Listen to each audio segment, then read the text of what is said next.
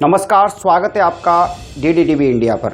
आप देख रहे हैं हमारा खास कार्यक्रम हमारे साथ में आज हमारा मुद्दा है, क्या विदेशी संस्थाएं हमारे संविधान की ग्रेड तय करेंगी या फिर क्या हम मूक दर्शक बनकर देखते रहेंगे, या फिर इसका जवाब नंबर या ग्रेड से नहीं बल्कि सीधा देंगे। क्या है पूरी कहानी, पहले ये समझिए, उसके बाद अपनी राय भी साझा कीजिए। देखिए एक रिपोर्ट।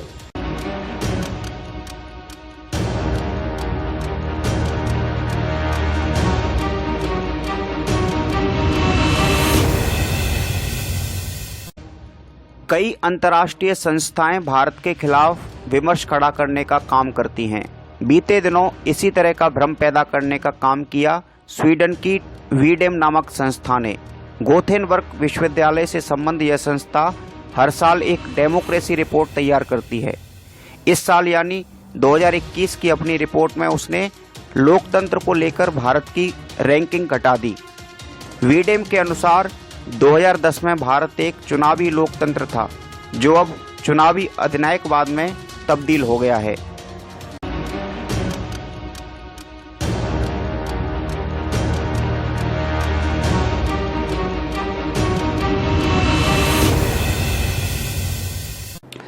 वीडेम की रिपोर्ट में भारत पर कुछ अजीबोगरीब आरोप लगाए गए हैं। आरोप यह है कि भारत में 2014 में जो चुनाव हुए उसमें निष्पक्ष एवं स्वतंत्र चुनाव की धज्जियां उड़ाई गईं, जिससे भारत इस बार अधिनायकवाद के गर्त में चला गया।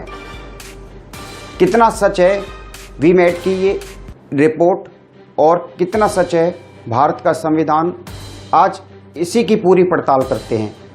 देखिए एक और रिपोर्ट। वीडेम की रिपोर्ट कहती है भारत अब पाकिस्तान जितना ही निरंकुश है, जबकि पाकिस्तान एक इस्लामिक गणतंत्र है जहां कोई गैर मुस्लिम राष्ट्रपति या प्रधानमंत्री जैसे पदों पर नहीं पहुंच सकता।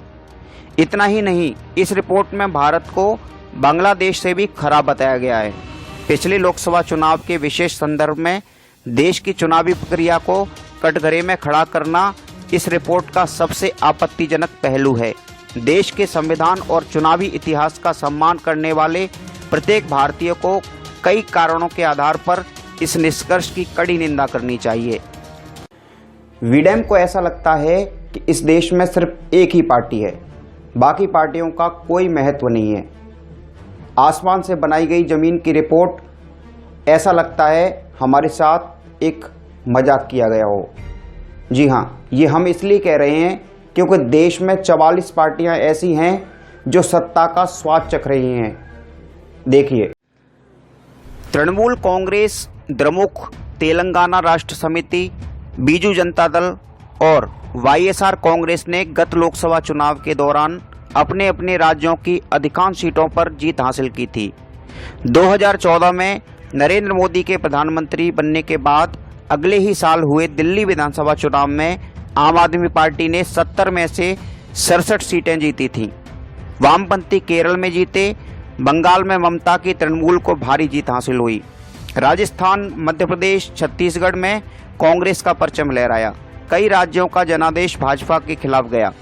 ऐसे में जब कोई हमारी चुनावी प्रक्रिया पर प्रश्न उठाए तो भारतीयों को ऐसा करने वालों की ईमानदारी पर सवाल अवश्य उठाने चाहिए। DDTV इंडिया इसलिए आपको यह खबर पूरे विस्तार के साथ दिखा रहा है। वीडेम की एक और आसमानी रिपोर्ट अजीबोगरीब दावा करती है। वो कहती है कि हम भारतीय नागरिकों से आज़ादी फिसल रही है। जी हाँ, अमेरिकी संस्था फ्रीडम हाउस वीडेम के सुर में सुर मिलाकर कहती है कि भारत में राजनीतिक स्वतंत्रता एवं नागरिक स्वतंत्रता का हनन हो रहा है। देखिए इन दोनों रिपोर्ट्स का क्या मतलब है। इस रिपोर्ट का या फिर कहें इन दोनों संस्थाओं की रिपोर्ट का जमीनी किरदार इस बात से भी जाना जा सकता है कि अगर ऐसा है तो भाजपा विरोधी दर्जनों पार्टियां, जिनमें मुस्लिम और ईसाई केंद्रित राजनीतिक दल भी शामिल हैं, इनको इतनी सीटें कैसे मिल रही हैं। राजनीतिक बंदिशों से ये कैसे संभव होता है। अगर आपको ऐसे दावों के खोखले होने के सबूत चाहिए तो दिल्ली सीमा के ये आंदोलन इसका सबूत हैं, जहां किसान महीनों से विरोध प्रदर्शन जारी रख एक बड़े हाईवे को बाधित किए हुए थे। ऐसे सैकड़ों उदाहरण इस देश के संविधान का सबूत हैं।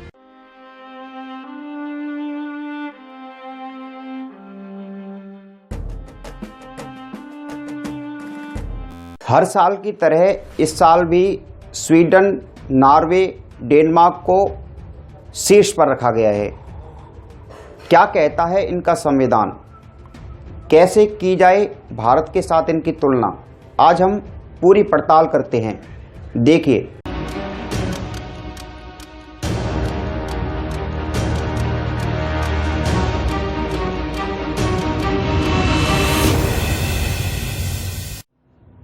डेनमार्क का संविधान चर्च को महत्ता देते हुए सुनिश्चित करता है कि राज्य उसे हर संभव सहयोग दे, यानी ये राज्य का दायित्व है कि वो डेनमार्क में चर्च की वित्तीय और अन्य प्रकार से मदद करें।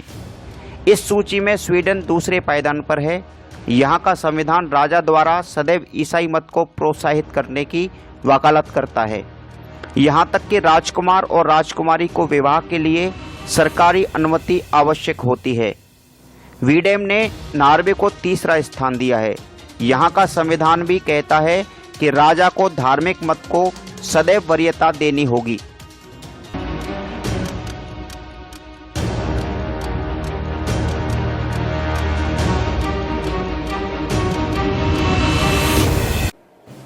स्वीडन की रिपोर्ट में पहले, दूसरे, तीसरे पायदान पर आने वाले देशों में, यानी कि इन देशों को हटाकर अगर हम अपने देश की बात करें तो हमारा देश प्राचीन सभ्यता से ही पंथ निरपेक्ष रहा है। लेकिन स्वीडन की नज़र में हम पूरी दुनिया में 97वें नंबर पर आते हैं, यानी कि हमारे संविधान का कोई महत्व नहीं है। देखिए, पंथ निरपेक्षता के अतिरिक्त धर्म एवं राज्य के बीच विभाजन और विधि के समक्ष समता जैसे सिद्धांत भी उपरोक्त तीनों देशों के संविधान से नदारद हैं। वे भारत की तरह गणतंत्र भी नहीं, जहां राष्ट्र प्रमुख निर्वाचन होता है।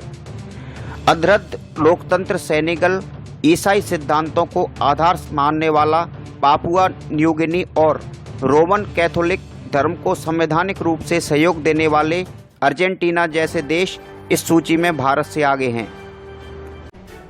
भ्रम फैलाकर दुष्प्रचार करने वाली इस रिपोर्ट पर खबर हम इसलिए दिखा रहे हैं क्योंकि हमारे देश से, यानी कि भारतवर्ष से पहले मालदीव को जगह दी गई है, यानी कि उस देश को जगह दी गई है जिस देश का संविधान कहता है कि इस देश में सिर्फ मुसलमानों को ही नागरिकता मिल सकती है।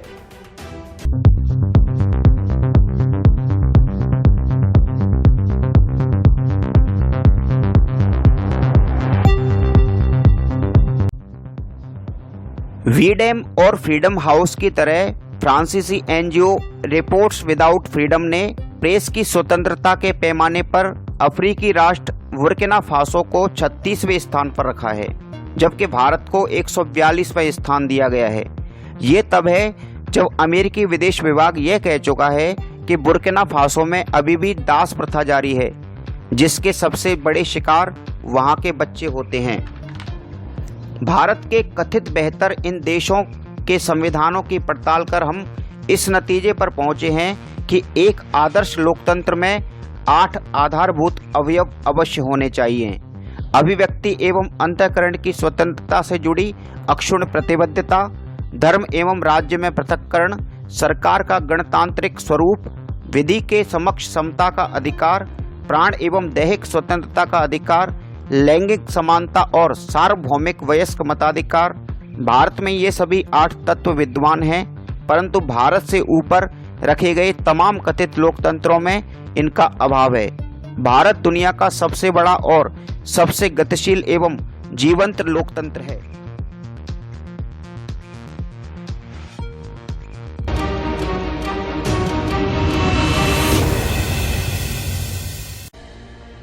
हमारा देश प्राचीन सभ्यता से ही विविधता भरा एवं उदार देश रहा है।